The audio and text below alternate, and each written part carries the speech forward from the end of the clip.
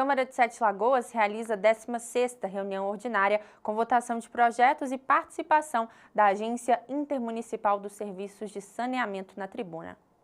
Após treinamento, escolas de Sete Lagoas realizam eleição do Parlamento Jovem com urnas eletrônicas e clima de democracia.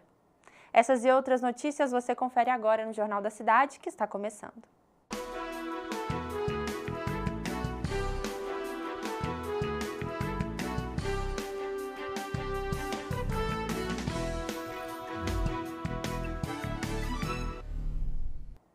Olá, seja muito bem-vindo. Este é o Jornal da Cidade, que destaca notícias sobre o poder legislativo e o município. Participe deste noticiário, faça contato por meio das nossas redes sociais. A Câmara Municipal de Sete Lagoas realizou a 16ª reunião ordinária de 2026, com a presença dos parlamentares e participação ativa durante a sessão para votar importantes projetos para o município. Além disso, o diretor da Agência Reguladora Intermunicipal do Serviço de Saneamento de Minas Gerais, a ARIS, utilizou a tribuna para falar sobre o convênio firmado junto ao SAI. Na 16ª reunião ordinária do ano, ocorrida nesta terça-feira, dia 19, foi votado e aprovado o projeto de lei ordinária número 357 de 2026, de autoria do chefe do Poder Executivo, que dispõe sobre o Programa Municipal de Incentivo à Recuperação de Créditos Municipais. O projeto, inclusive, também já foi votado e aprovado em segundo turno, após reunião extraordinária ocorrida na Casa Legislativa. Eu quero aqui dizer da importância dessa matéria. Em boa hora, o Executivo Municipal traz essa matéria para que a gente possa deliberar e a gente tem que compreender que o momento econômico do país, né, considerando principalmente Sete Lagoas, é que nós estamos assim com taxas, tributos, né, muito elevados. Eu tenho certeza que vai beneficiar muitos servidores que às vezes estão com algumas dívidas que não é tributo, mas que precisaria desse entendimento dentro desse projeto de lei. Eu quero crer que vai dar tudo certo e vai beneficiar os servidores públicos municipais. Quando nós tiramos o Estado, o município do bolso do cidadão, nós damos mais qualidade de vida para eles, damos mais poder de compra. Em Sete Lagoas, aumentou 49% a taxa de lixo, aumentou água e esgoto, aumentou tarifa de transporte público. Então, é louvável que venha esse projeto de anistia para a Câmara. A população espera por isso e esperamos que isso possa continuar acontecendo. Na área social, foi aprovado o projeto de lei 1010 de 2025, de autoria do vereador Ivan Luiz, que estabelece princípios e objetivos para a conscientização infanto-juvenil sobre a maconha como droga de iniciação. É uma proposta que nós temos já de muito tempo, de conscientização para o jovem, principalmente, em especial, aquele que está entrando em sua adolescência. Nós sabemos que as drogas lícitas também são portas de entrada, como o cigarro e o álcool. Mas a maconha, realmente, ela tem uma armadilha muito poderosa. E dessa forma, nós entendemos que prevenir, é claro, muito melhor do que remediar. Tirar é importante, não deixar entrar é muito mais. Essa é uma das razões que eu apresentei o projeto. Pela armadilha que a maconha faz o usuário pensar, que ele para a hora que quer, quando vai parar já não consegue. Na saúde, foi votado e aprovado o PLO número 269 de 2026, de autoria do vereador Davidson da Colher Saúde, que institui no calendário oficial do município de Sete Lagoas o Dia Mundial do Cirurgião de Cabeça e Pescoço. Parabenizar o autor pela matéria, né, de suma importância se falar disso, discutir esse assunto, até porque o município de Sete Lagoas há muito tempo não faz cirurgia eletiva de cabeça e pescoço. E a informação que eu tenho, Davidson, é que vão começar a fazer essas cirurgias ainda esse mês no Hospital Municipal. Então, é um ganho muito grande, tomara que realmente aconteça, né? E o Jean se comprometeu nesse sentido e a gente fica feliz com a notícia dessa. Então, a gente tem que valorizar esse profissional. Isso também é um modo de alertar o Poder Público e a Secretaria de Saúde, justamente pelo que o Rodrigo falou. E um dos motivos da gente colocar esse projeto de lei aqui foi realmente a falta desse profissional que a gente, né, em inúmeros anos aí, a gente ficou sem. A gente estava tendo esse atendimento de consultas pela Cismicel. E a Cismicel fazia as consultas, mas o município não disponibilizava. Ainda na reunião, O diretor-geral da Aris-MG esteve no plenário para esclarecer sobre o convênio de cooperação que foi firmado entre a agência reguladora e o SAAI. Eu não sou parceiro do SAAI, eu sou parceiro do saneamento da cidade. Nosso trabalho aqui, com independência e autonomia, é voltado para dar condições para que o SAAI preste o melhor serviço, adeque aos problemas que tem historicamente atingido a população, com tecnicidade, com valor econômico e com transparência. Então, nosso trabalho é esse, escutando a população e trazendo informação e torcendo do que a gente puder fazer do ponto de vista operacional e econômico para que o serviço avance e melhore ainda mais para a população. No total, 168 proposições foram aprovadas. Você pode conferir a reunião na íntegra no canal no YouTube e site institucional da Câmara de Sete Lagoas. Esse foi o resumo da plenária, ocorrida nesta terça-feira. E nós conferimos agora como fica a previsão do tempo para amanhã. A quinta-feira em Sete Lagoas será de sol com algumas nuvens e possibilidade de chuva passageira ao longo do dia. Durante a noite, o céu fica com muitas nuvens, mas o tempo permanece firme. A temperatura varia entre 18 graus Celsius e 27 graus Celsius.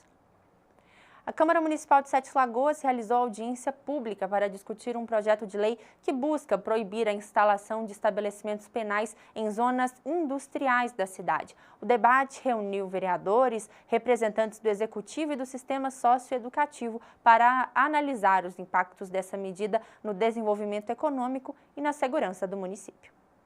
A ideia é garantir que as áreas destinadas às indústrias sejam preservadas exclusivamente para a geração de emprego e renda, evitando conflitos com o sistema prisional. O proponente da audiência pública, vereador Divaldo Capuchinho, falou sobre a importância dessa discussão para impedir a instalação do presídio em Sete Lagoas. Essa audiência pública ela é justamente para a gente seguir o rito de apresentação de projeto e aprovação de projeto.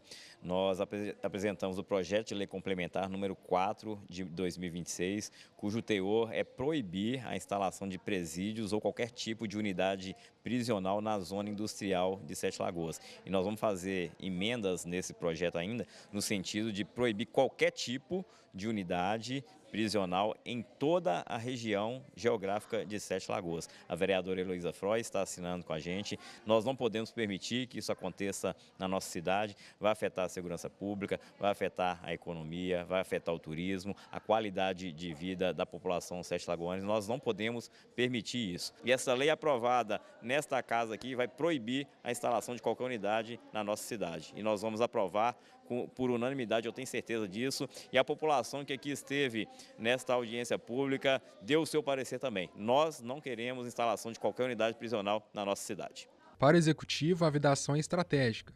O setor de desenvolvimento econômico defende que a segurança e o planejamento urbano são cruciais para atrair novos investimentos. A nossa posição realmente é contrária a isso. Mediante, tendo em vista que ali é uma área industrial, e que ela impacta diretamente no trazer, no captar empresa para Sete Lagoas. Então, ali é um ponto extremamente estratégico, uma área industrial, e vindo um presídio dessa magnitude, ele vai atrapalhar os investimentos. Hoje nós estamos ali em negociações com várias empresas que estão em tratativas para vir para Sete Lagoas, e um presídio naquela localidade realmente vai inviabilizar o crescimento econômico da cidade. A vereadora Heloísa Frois também marcou presença na audiência pública e trouxe os impactos negativos da possível instalação do presídio no município. A gente elencou, todos os malefícios que um presídio dessa natureza podem trazer para a cidade. Então, o vereador Divaldo Capuchinho, eu e ele, a gente pensou em fazer uma emenda à lei existente, colocando a impossibilidade da construção desse presídio em toda a área industrial do município de Sete Lagoas, que é onde o Estado previu de construir esse presídio, mas eu fui um pouco além. A gente vai colocar na emenda a impossibilidade da construção desse presídio em todo o território de Sete Lagoas, em todos os limites geográficos de Sete Lagoas, porque os malefícios, conforme eu disse, são enormes, mas o pior de todos eles é o impacto emocional e social que pode gerar para a nossa população. O debate também ouviu quem atua diretamente no sistema socioeducativo. O fechamento da unidade, ele se deu de forma, como o vereador falou, de cima para baixo, e uma forma de sigilo. A gente que trabalha na unidade, a gente não sabia desse fechamento. Há anos estamos ali, há anos é feito um trabalho e o Exército e os vizinhos mesmos que estão ali nas chácaras, eles não são incomodados com a presença do sistema socioeducativo pela qualidade e excelência de trabalho que é desenvolvida ali dentro. As sugestões escolhidas na audiência serão analisadas pelas comissões da Câmara. O projeto segue agora o trâmite legislativo para que a decisão reflita no futuro de Sete Lagoas. No próximo bloco, o vereador Caio Valassi é o nosso convidado de hoje no Jornal da Cidade. Acompanhe.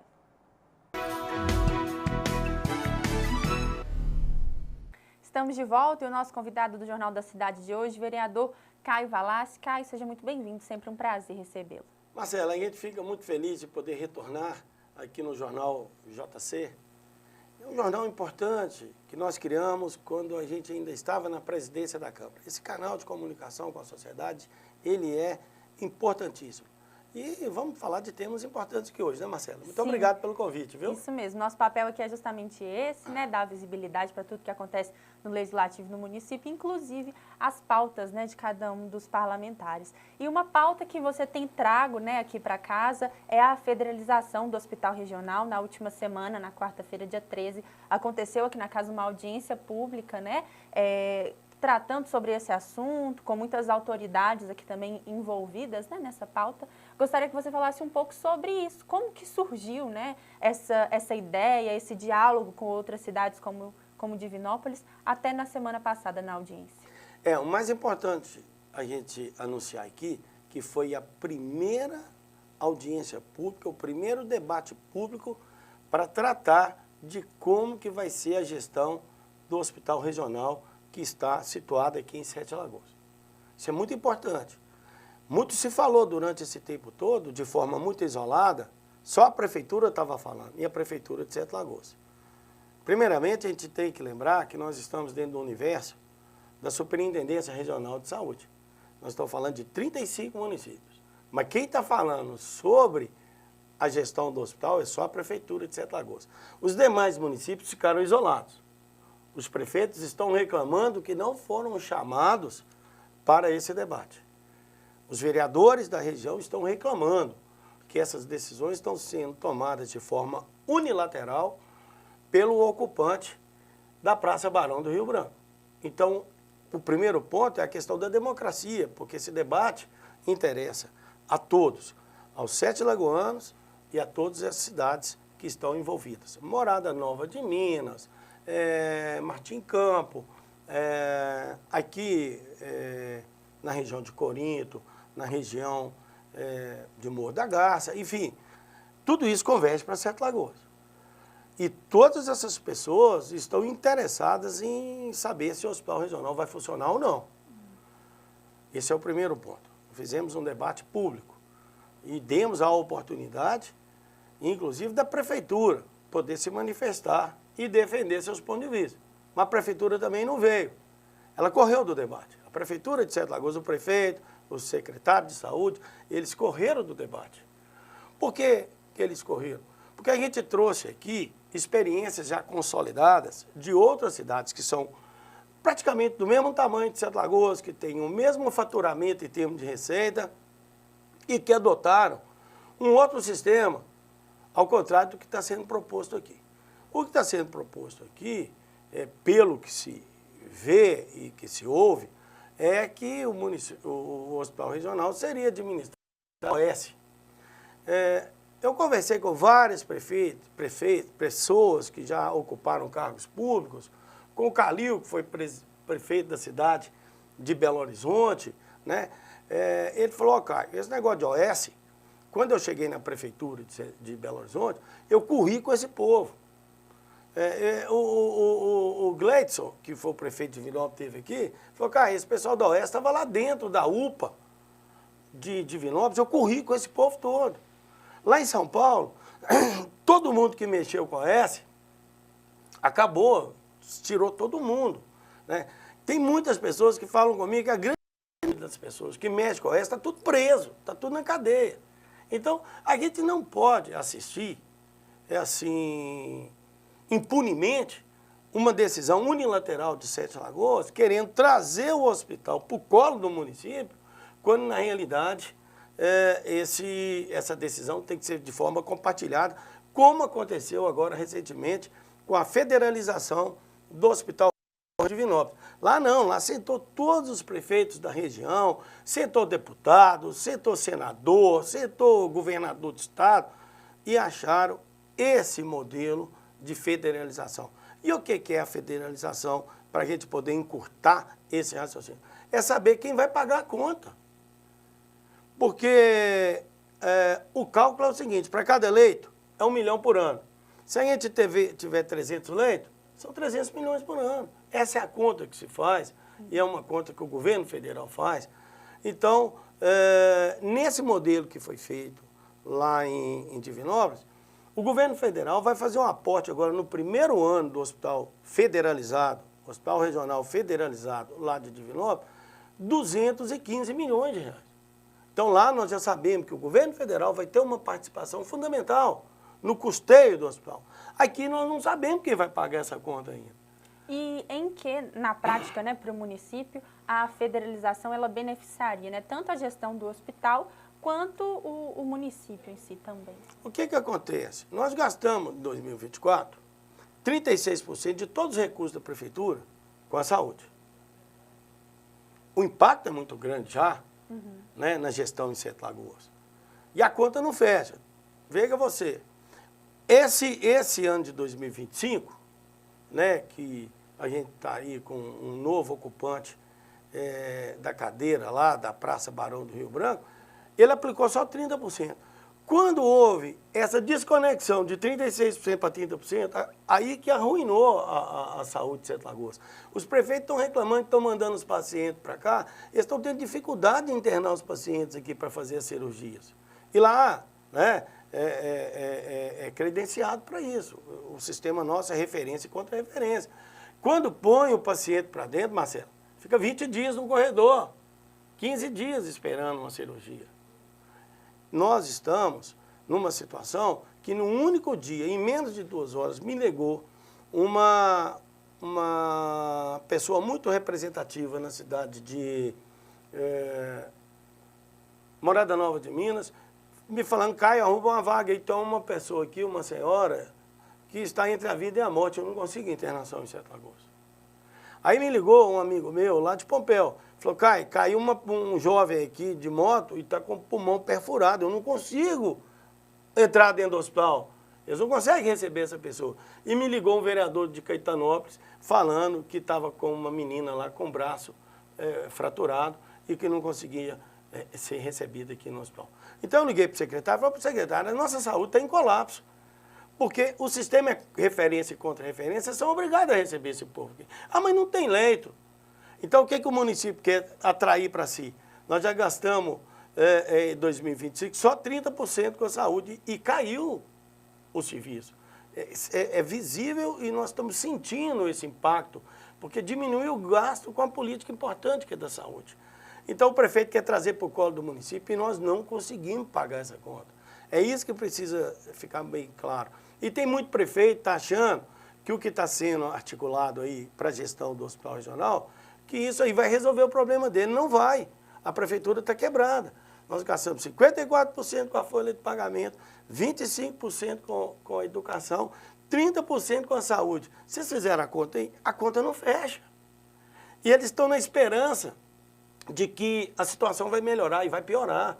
Eles vão tomar porta na cara, igual eles estão tomando porta na cara agora. Então a gente trouxe a região inteira para debater, trouxemos aqui o reitor da Universidade Federal e ele disse, olha, no arranjo da federalização lá, o MEC, né, que lá é o Hospital Escola, e aí eu quero colocar aqui também que a nossa proposta de federalização inclui a Universidade Federal São João del Rei, né, nós estamos lutando para trazer um curso de medicina, instalamos o curso de medicina, passamos a gestão, né, da área hospitalar para a Universidade Federal, como é feito no Hospital das Clínicas, com a Universidade Federal de Minas Gerais, né? Então já tem uma empresa brasileira que faz o gerenciamento dos hospitais federalizados e que vão fazer um aporte de 215 milhões lá no Hospital de Divinópolis.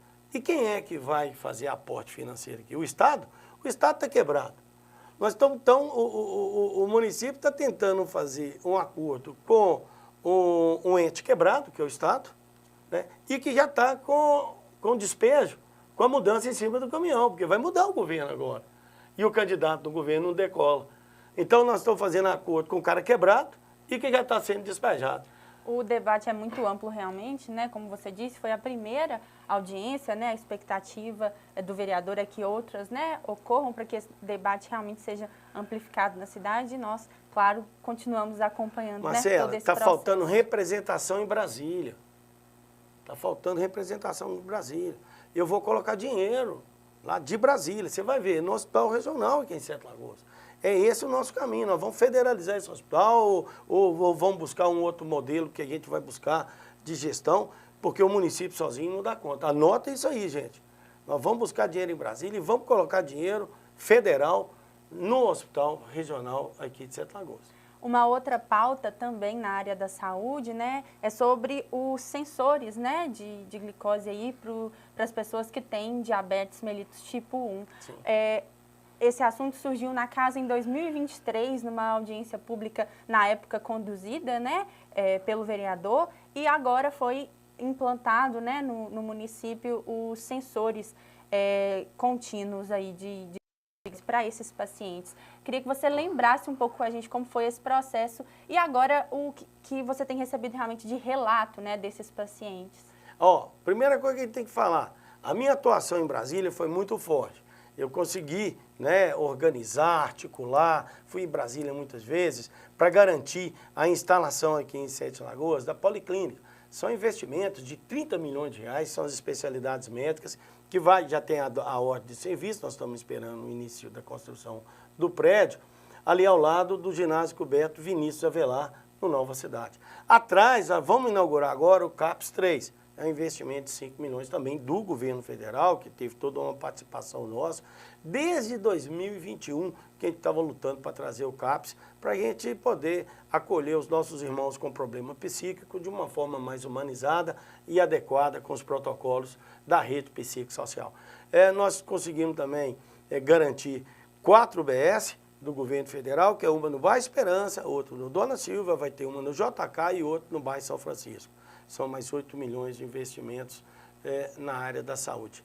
Então, só para a gente entender, eu tenho trabalhado muito para garantir que Sete Lagoas saia desse marasmo, essa demanda reprimida dos atendimentos médicos, dos exames, porque na policlínica nós não vamos ter só as especialidades médicas, nós vamos ter também o exame diagnóstico. Lá nós vamos ter ressonância magnética, nós vamos ter ultrassonografia, exames caríssimos que a população até então também não tinha acesso. Então nós vamos ter, nós vamos encurtar a distância entre o médico generalista, que eles chamam lá no posto de saúde e nas UBS como um clínico geral, para ele ter logo, rapidinho, um encontro com o especialista. O que está acontecendo?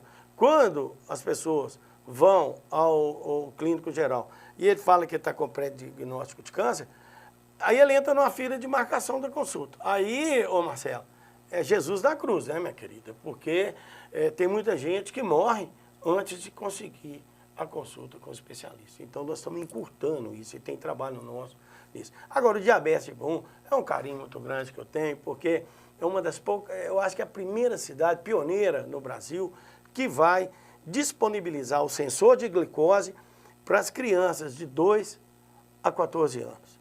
Elas furam os dedinhos 10 vezes por dia para medir, aferir o nível de glicemia, né? E aí é um sofrimento muito grande para nossas crianças. E quando vem, o que acontece? O SUS só dá 3 fitas por dia. Ela precisa de furar o dedo 10 vezes por dia, então fica faltando 7. Então, se for uma família de trabalhadores assalariados, ele não consegue nem comprar fita, porque 50 fitas são 50 reais, ela tem que comprar 210, né? Porque quando você multiplica 7 vezes 30, você vai ver aí que vai dar 210. 210 fitas custa 200 reais para aquela família, para ela poder completar, porque ela ganha 3 do SUS, precisa de furar 10 vezes, então fica faltando 7 por dia. Então, a gente está vendo o que está acontecendo com esse movimento, quando tem o pico glicêmico, a criança gasta, o ser humano gasta 2, 3 dias para o corpo reabilitar. E de pico em pico glicêmico, ele fica um adulto muito comprometido no futuro. Então, nós já estamos evitando que essas crianças, elas sejam um adulto lá na frente, assim, mais saudável, sim, bem cuidado, né? É por isso que a gente tem que plantar aqui hoje, para colher lá no futuro. Então, a gente faz política pública assim, pensando sempre no tudo. Então, o Sete Lagoas saiu na frente, o projeto é meu, eu criei esse programa dentro do PPA, do Plano Plurianual, que é o Programa de Atendimento ao Diabetes Mellitus Tipo 1. Eu até achava, sabe, Marcelo, que diabetes era tudo igual. Aí, quando eu fui ver que tinha esse corte aí entre o Mellitus Tipo 1, que é o diabetes Tipo 1, ele é totalmente diferente, é muito grave, é irreversível, né? Quem tem diabetes Tipo 1 vai ter Tipo 1 para a vida toda. Então, a gente conseguiu implantar, arrumei o dinheiro, criei o programa e arrumei o dinheiro, arrumei 2 milhões de reais, né? Também de transferência de emenda parlamentar, para a gente poder bancar a compra desses sensores de glicose. Aí essa meninada toda aí, né, que está sendo beneficiada, as famílias todas, saibam que eu tenho uma alegria muito grande de poder ter implantado esse programa em Sete Lagoas e poder ver que a gente, de fato, consegue fazer a diferença aqui no nosso mandato na Câmara Municipal. É economia para as famílias, né, qualidade de vida para os pacientes, realmente uma conquista grande para o município. Caio, muito obrigada pela sua presença aqui, como eu disse no início, né, sempre um prazer recebê-lo, saber um pouco mais, né, do que tem acontecido e nós te esperamos agora também no próximo mês com mais novidades sobre o mandato. Eu queria aproveitar essa oportunidade e solicitar a todas as pessoas que nos acompanham aí no nosso Instagram, Caio Valassi _oficial, nas nossas redes sociais. Vocês vão ver aí que nós temos aqui uma pegada muito grande na área da saúde, na área da cultura, temos entregas importantes. Criei o IPTU social, muitas pessoas, 19 mil famílias foram isentas do IPTU. Nosso trabalho é grande, importante e é para você. É para você, cidadão de Sete Lagoas, que a gente levanta da cama todo dia, muito cedo, para trabalhar e apresentar os resultados. Isso mesmo. Muito obrigada pela sua presença, Caio. E o Jornal da Cidade volta já. Estamos de volta e você confere agora as oportunidades de emprego do CAC da Câmara de Sete Lagoas. No setor de alimentação e cozinha, há vagas para cozinheira, cozinheira industrial, auxiliar de cozinha, salgadeira, ajudante para salgadeira, atendente de chapa e auxiliar de padaria. No comércio e atendimento, as oportunidades são para recepcionista atendente, consultora de cosméticos, atendente de açougue, repositor e operador de loja. Na indústria, produção e manutenção, estão abertas as seleções para operador de produção, auxiliar de produção e mecânico. Nos serviços gerais e logística, tem vagas para faxineira, frentista, ajudante de motorista e banhista e tosador de pets. E na área administrativa e primeiro emprego, oportunidade para auxiliar de RH e vagas de estágio destinadas a estudantes do ensino médio. Não perca tempo. Para informações detalhadas e encaminhamentos, venha direto ao CAC, o Centro de Atendimento ao Cidadão, na Câmara Municipal de Sete Lagoas. Nós funcionamos no térreo da Casa Legislativa, na rua Domingos Louverture, número 335, no bairro São Geraldo. O atendimento é de segunda a sexta, das 8 da manhã às 4h30 da tarde. Compareça com seus documentos e garanta sua vaga. Boa sorte! Hoje, as escolas de Sete Lagoas viveram um dia de democracia com a eleição dos novos integrantes do Parlamento Jovem para o biênio 2026-2027. O processo contou com urnas eletrônicas e ritual idêntico ao das eleições oficiais. Para isso ser possível, na última semana foi realizada uma capacitação rigorosa dos mesários que viabilizaram o processo de votação. Nas 19 escolas participantes, o clima foi de eleição oficial. Para garantir a transparência e o rigor do processo, mesários e coordenadores passaram por um treinamento técnico conduzido pelo cartório eleitoral, onde aprenderam desde a instalação dos softwares até a emissão do boletim de urna. O treinamento foi realizado de forma a reproduzir todas as etapas que são realizadas pela Justiça Eleitoral em uma eleição oficial. O Parlamento Jovem é um projeto da Câmara Municipal com apoio da Justiça Eleitoral por meio de um termo de cooperação técnica e que a intenção da Justiça Eleitoral é difundir a transparência e a operação de todas as etapas para a realização das eleições. Dessa forma, nós começamos o treinamento hoje explicando como que se dá a instalação dos softwares oficiais na urna eletrônica, etapa por etapa, e ainda nós fizemos a explicação de quais são os procedimentos necessários para colher o voto de todo o eleitorado apto a votar nas eleições do Parlamento Jovem. Esta edição do Parlamento Jovem é a maior já realizada na cidade.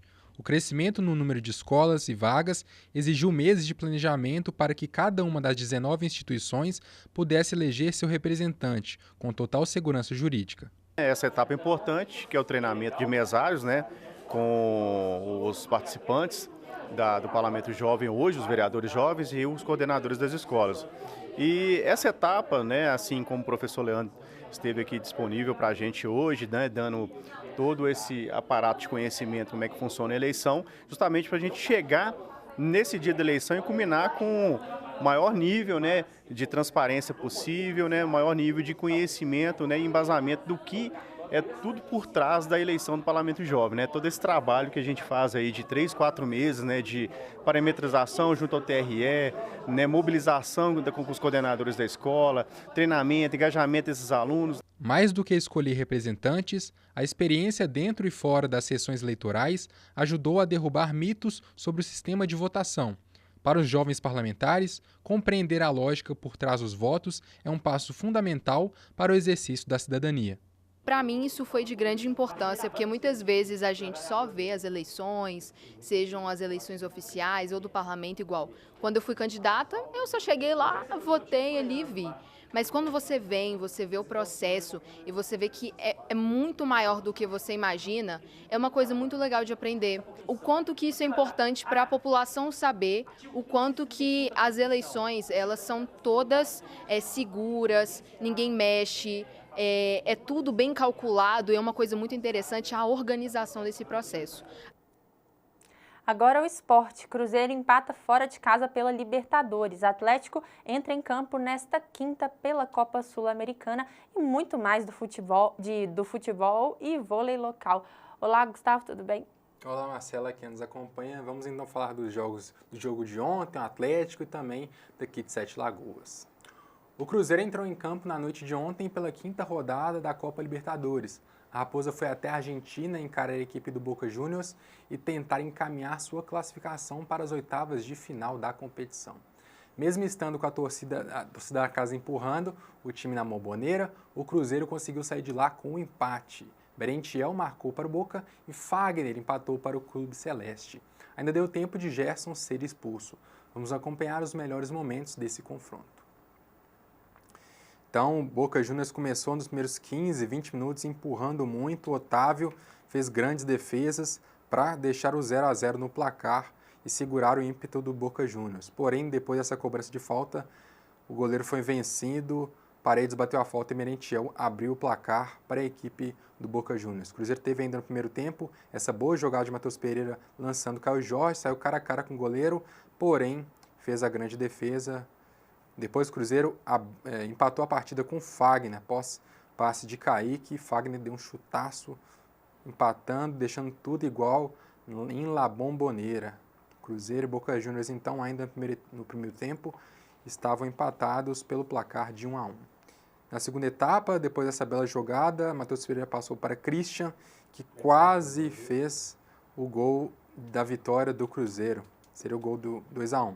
Gerson, então, nessa jogada, após dividida com Paredes, chegou meio que solando a perna do jogador argentino, que ficou contorcendo de dores ali, mas na partida mesmo o árbitro não tinha marcado nada.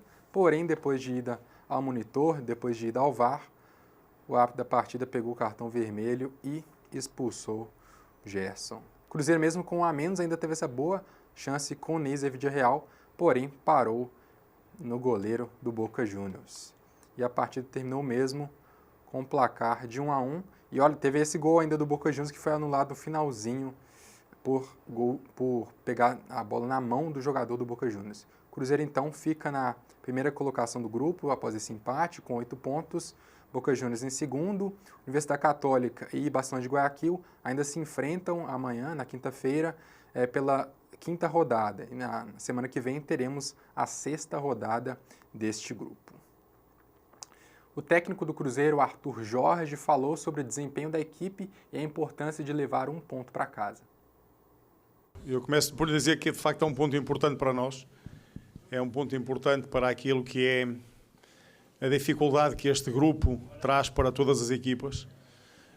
Nós sabíamos que íamos ter aqui um jogo hoje intenso, um jogo que, de facto, se confirmou naquilo que era toda a paixão posta pelas duas equipas em campo, num ambiente fantástico de futebol, numa noite tremenda de futebol, e onde o ponto conseguido é também fruto do contexto, tendo em conta aquilo que nós tivemos que suportar na segunda parte.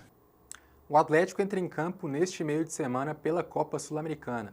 O Galo recebe nesta quinta-feira a equipe do Cienciano na Arena MRV às 19 horas. O clube alvinegro precisa da vitória dentro de casa para respirar mais aliviado em busca da classificação. Após 4 rodadas, o Atlético soma uma vitória, um empate e 2 derrotas, estando na lanterna do Grupo B com 4 pontos. Agora o esporte local. A Arena do Jacaré recebeu na última segunda-feira partida do Campeonato Brasileiro Feminino. O Cruzeiro recebeu a equipe do Corinthians e saiu de lá com uma importante vitória. As cabulosas abriram 2-0 no marcador, com gols de Letícia e Paloma Maciel. As visitantes conseguiram chegar ao empate no placar, com gols de Andressa e Jaqueline Ribeiro. Mas aos 38 minutos da etapa final, Pribac fez o gol que deu a vitória para as cabulosas pelo placar de 3-2. Com o resultado, a Raposa fica na 6ª colocação do Brasileirão Feminino com 20 pontos, enquanto o Corinthians segue na liderança da competição com 25 pontos somados. As categorias Sub-13 e Sub-14 do Minas Boca jogaram no último sábado pelo Campeonato Mineiro.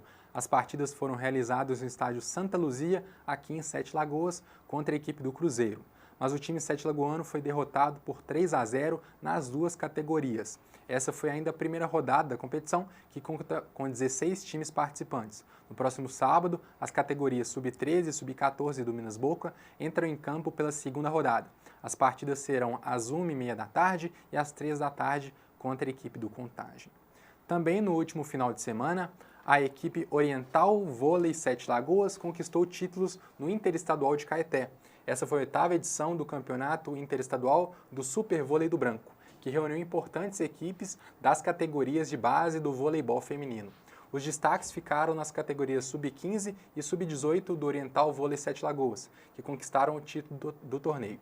A equipe sete-lagoana se consolida como uma das principais referências na formação e revelação de talentos do voleibol mineiro.